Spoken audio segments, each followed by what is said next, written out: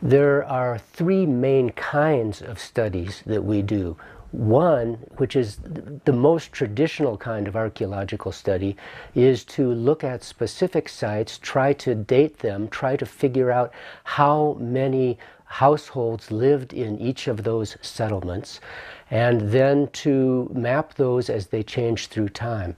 The second part is to try and understand the environments themselves. How were the climates changing when people lived in these areas? What kinds of vegetation was there in the vicinity of these habitations? What kinds of game animals were there? And how do those change through time?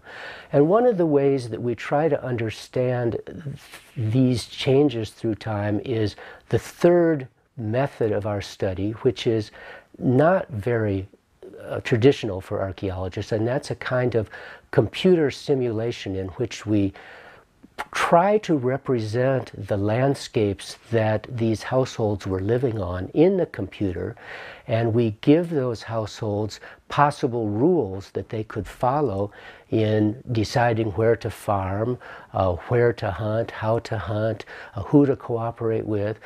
And then we see the results of that process and can compare that with what actually happened in the archaeological record. The most important of those is the study of the relationship between the outputs from the computer simulation and what we actually see in the archaeological record.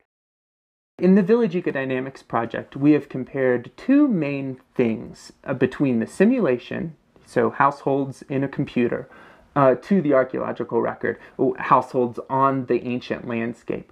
One of the things that we've compared is the number of households that were on the landscape. Scott Ortman, one of the Village Ecodynamics Project collaborators, has generated very detailed estimates of how many people were on each of our landscapes in the past. Our computer simulation also generates estimates of how many people were on the landscape, and we can compare that sort of trajectory through time of how many people were inhabiting both of our landscapes. The other thing that we can look at is where they were living on the landscapes. These landscapes aren't the same all across them. There's places that are really good for hunting.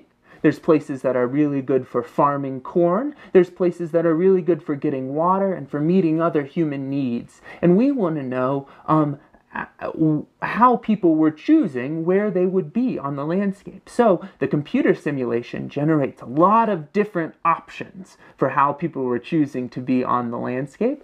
The archaeological record tells us how people chose. So my first exposure to archaeology was reading the code that Tim provided.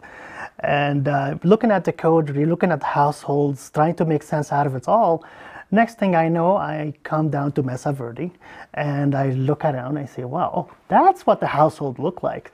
Oh, gee, I didn't know that this was that old.